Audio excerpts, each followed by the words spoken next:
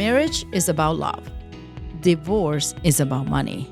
Without the right guidance, critical mistakes can have lasting financial consequences. That is where I come in. My name is Gabriella Martinelli, founder at Ever After Wealth. As a certified divorce financial analyst, I provide my clients financial clarity, strategic divorce planning, and long-term stability.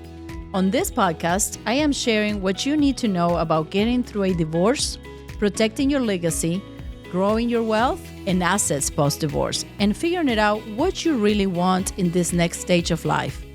Let's get started.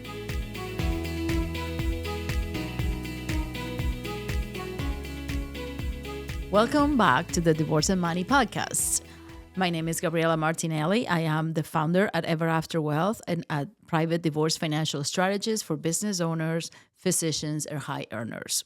This is the second episode on a three-part series about fear and financial clarity in divorce. In the last episode, we talked about how fear paralyzes someone and keeps them from making decisions or seeking information or even from speaking out. We talk about how the instinct to self-preservation is override by the fear, and they trust that someone else will do what's best for them, even if the information or data at the moment is telling them that it's not. So today I'm gonna talk about the other side of the coin, because financial fear in divorce doesn't always look like silence or not asking questions or not rocking the boat. Sometimes it looks like demands that aren't grounded on what really exists on the data or the information. So as you know, in the last episode, we talk about the spouse who's kept in the dark and the ones that is paralyzed and they can't advocate for themselves. In this episode, we're going to talk about the other side. When you are the spouse that understands the finances, you understand the numbers, and you also have every intention to make everything right by your family, to make the right decisions, to be fair. But you keep hearing requests that simply cannot happen, and they make no sense from a financial point of view. So you're not trying to hide anything. You're not trying to take advantage of anyone or the situation. You are just trying to get through this process as fairly and peaceful as possible.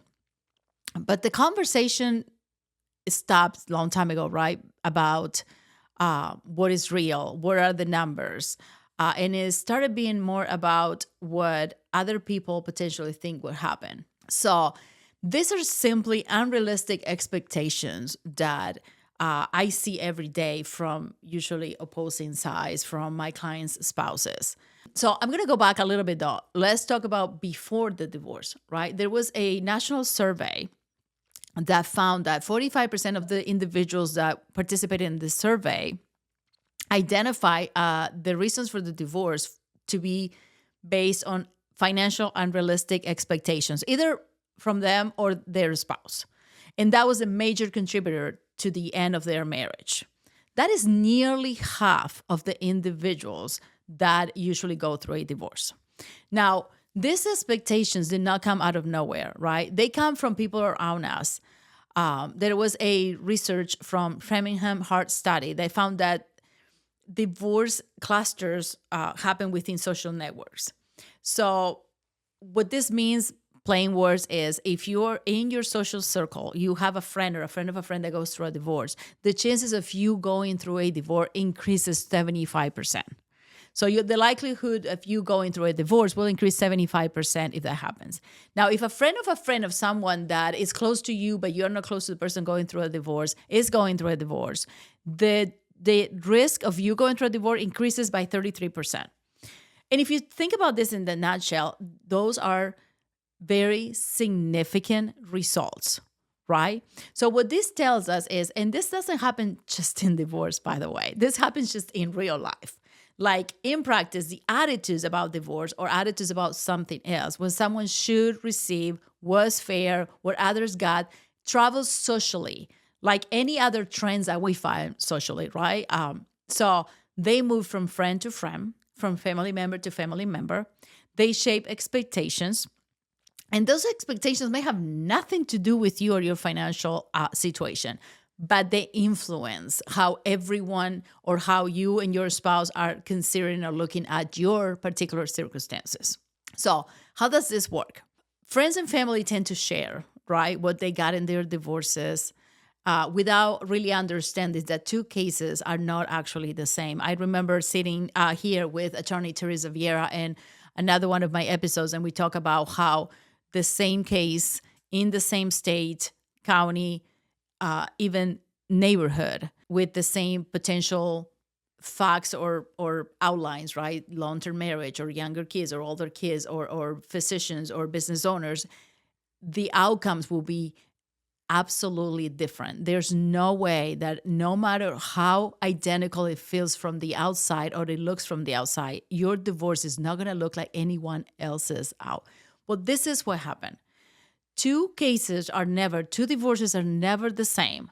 However, socially, we start hearing what everything is talking about, what's happening or what they should or they should not receive. And that starts influencing how the person that actually is fearful for their future to take on to those little it's advice. At some point, it's advice. You should ask for this. You should tell them that. They start influence how they react. And yes, that translates into very unrealistic demands. The media actually create inflated expectations about retaining lifestyle or receiving high levels of support. They're based in a narrative that is not the actual couple, it's not your actual balance sheet, right?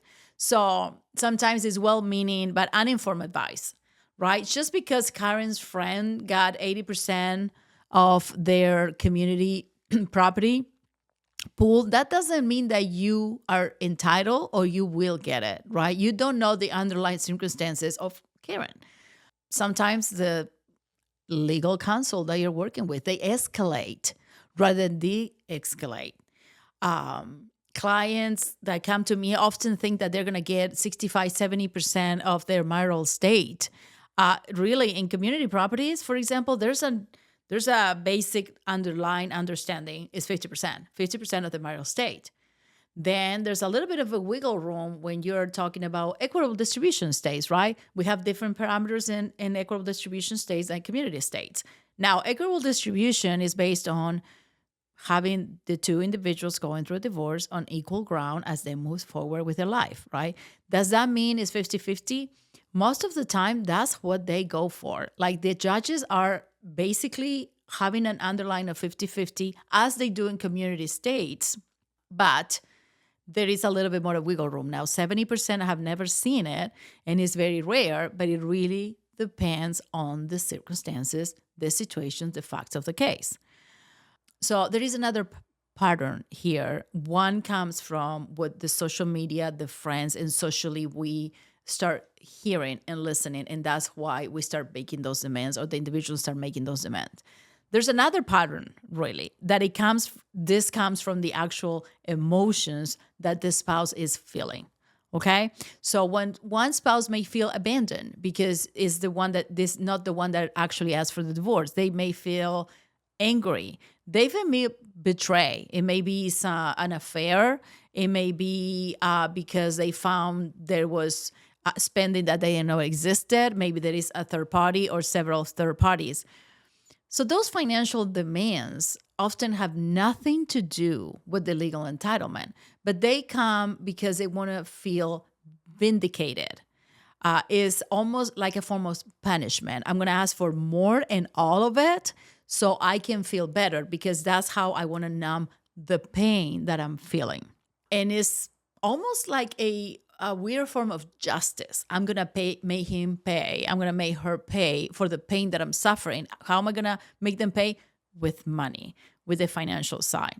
So, for example, what that looks like is where the spouse says, I want to keep the house.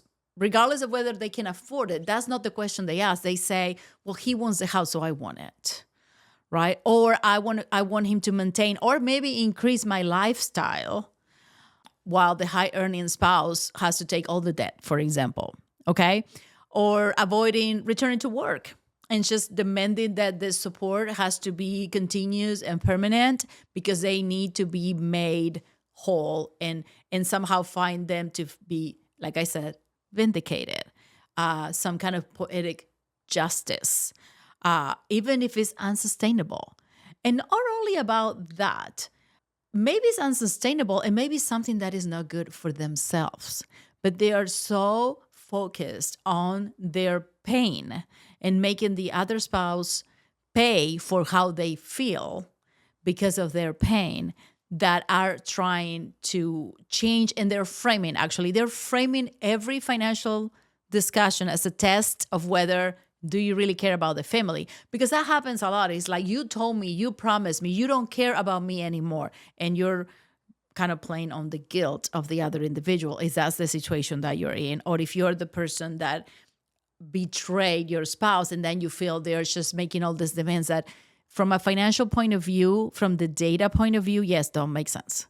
And it will not be sustainable for anyone, by the way. I want to make this really clear. If you don't make good financial decisions, it's going to affect you as well. You cannot make financial decisions from a place of pain or wanting to hurt or punish someone else, right?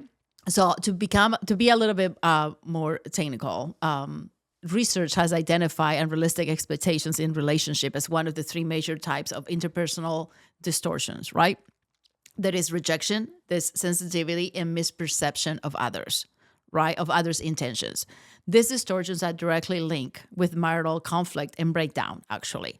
So when someone is afraid for whatever reason, their thinking becomes distorted. They may set impossible high standards for what they should receive or for what they deserve. They may misread the spouse's intentions as hostile. And they may reject actually reasonable offers of settlement because fear is telling them it's not enough. This is not coming from a data point of view or a rational conversation. This is coming from fear. Plain and simple, it is fear. Fear that paralyzes you, and it's easier to say no because you're terrified that that is not a good decision. A spouse that is actually frightening about their financial future often is the one that didn't manage the money, right? And then they reach out to people they trust to ask for advice about what they should be asking for, what could they do, what should they get, because they really don't understand, right? So sometimes some attorneys validate the fears instead of educating the clients. I think that if there's anything that you hear today from me, education and understanding is the way to go about making these financial decisions that have lifelong consequences. So when these individuals that are operating from this fear are reaching out to their friends, their family, social media, this is what they usually hear, right? Do not let them take advantage of you. You deserve half of everything at least. My cousin got the house and alimony. You should get that. They're hiding money. They always do. So the intention to this advice is very protective, right? There is well-intended advice. These individuals are not trying to give you bad advice so you get in trouble. The problem is that the impact is often devastated because these individuals, even if they're very close to you, if they're family, if they're friends that understand your situation, they don't know the circumstances. They don't know how the law operates, and they're not financial experts. So on the other side of this, when you have the person operating from fear and having unrealistic demands, we have usually the breadwinner or the business owner or the physician that runs a practice, right?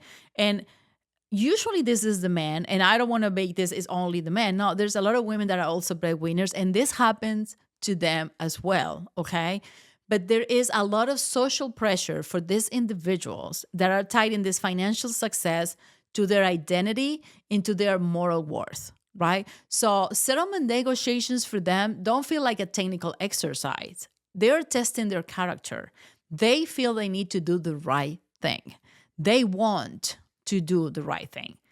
And when your spouse's demands keep escalating, it really kind of feels like no matter what you offer, you're failing the test. You're trying to be fair when you know that the demands make no sense. They're not sustainable, right? To this risk of post-divorce financial risk, right? Because this is what they're selling. There's child support obligations, there's health insurance charges, there's the need to rebuild financial stability while maintaining two households, right? Because that's what is on the spouse that is the breadwinner and the business owner. They too get lost in an emotional chaos, okay? So the actual financial reality is not something that we are looking into. Nobody is really looking into. And then you have the guilt from the breadwinner, from the business owner of trying to do the best. And you have the fear that meets the outside influence. So it turns demands into very unrealistic demands. You have these two worlds clashing. The conversation is not anymore about numbers. This is not about financially what makes sense. It's literally about a narrative. It's about stories that people tell themselves to justify their positions. When these two influences collide, there is no common ground. So you can't really negotiate. One person is talking from fear and social influence. The other one is talking from the almost impossibility of trying to do the right thing with crazy demands that make no sense, that they know they're not sustainable, but they just can't have a conversation. We're talking, it's almost like speaking two different languages. So in order for me to kind of illustrate this, again, I love using my clients as an example because I think that it happens every day. It happens more than we think. And it's important to break that to the conversation. I have two examples. So I have two individuals. Individual number one, they are the ones that are writing the investments, running a business for the family. They're tracking the accounts. And when the divorce happened, they wanted to do the right thing. And they offer what they believe was a fair offer, looking into the numbers. Now, the spouse that was represented by an attorney was a little bit more aggressive and insisted that they needed more. Friends was whispering in his ear that he was being taken advantage of, right? And because insisted that the numbers were wrong. Now, on the other side, the spouse that was being influenced by an attorney insisted that the numbers were being reduced on purpose, okay? And they were also being influenced by outside socially voices telling them that they needed more, that there was more. So the demands escalated. The house, their going support levels, they were not matching the marital standard even from when they were together, maintaining a lifestyle where the breadwinner absorbed all the debt and all the risk. That exhausted the one spouse. That exhausted my client. And they were feeling guilty. They were feeling that in order to do the right thing, they had to say yes to whatever was put in front of them. They couldn't almost convinced or show the other side that they were being unrealistic. And they, against my advice, they accepted their offer. Now, I knew the numbers were not going to be sustainable for him, and it will create a financial strain for years. But they thought they were doing the right thing. They were doing actually what was expected of them. We were saying yes to everything, whether it was going to be a risk for them or not. They just didn't want that to continue. That was going to end the pain. Person number two, we were in the same position. They wanted to be fair, and they were dealing with demands that continue to be escalated. Now, they had this little moment of clarity when they realized they couldn't be the ones to show the numbers to the other side for them to make more realistic demands or potentially end up in a settlement that was going to be good for all of them, right? And him trying to show the numbers and continue to try to explain why his position was the correct one only increased the conflict, right? Because it was a little bit, his expectations were actually a little unrealistic. The person that you were divorcing to trust you with the numbers when they're coming from a place of fear, right? And he's not the one that could present his position with clarity and even credibility, right? He had a lot to lose in this situation. So he needed someone that could come and say, okay, these are the numbers, a third party, a neutral party that could analyze and show and present everything. So within dealing with his guilt and dealing with the desire to do the right thing, saw a little bit of the understanding that he could not be the person that would show the numbers to anyone to be credible and for to be understood, and to show that the demands were actually not sustainable financially. Someone not to win. He did not want it to win in this case. He just wanted to bring out the information so their spouse could see that he was not trying to take advantage. Even though he was being told that he was taking advantage or not caring for the family, he brought this third party to show and provide clarity that he needed and she needed as well. We also have to keep in mind that the individual that is making the unrealistic demands is often being hurt as well here, right? They prolong litigation. They have to pay more attorney's fees. They create more disappointment within the final outcome because they're never really satisfied with any type of outcome because it's never going to match their expectation. And also, sometimes it creates some damage to the co-parent relationship, which sometimes you have years to go with that. So the spouse who gives in to unreasonable demands loses financially and often faces years of strain trying to meet obligations that were never sustainable in the first place. So at the end of the day, those who make the unreasonable demands and those that are actually in the receiving end of the demands lose. Nobody ever wins in this situation when you're trying to make decisions without having the financial clarity. So if you are the spouse trying to do the right thing, you're carrying the weight of the financial responsibility and you're facing demands that don't match reality, you don't have to fight this alone. And you don't have to just give in to make it stop. What you need is someone in your corner who can establish the facts clearly. So thank you for listening today. In the next and final episode of the series, I will bring both sides of this coin together. And we're going to talk about what it looks like when both parties are finally operating from the same set of facts and clarity. Because you have to remember, financial clarity is not about winning. Financial clarity is about making decisions that you and everyone in your family can actually live with, sustainable, and putting both spouses on the same ground as they move forward. Thank you for listening. I'll see you next time. Thank you so much for listening to the podcast. If you're going through a separation or divorce, please contact me through my website at everafterwealth.com. I would love to be a resource and partner as you navigate this season and prepare for your financial future. I'll see you in the next episode.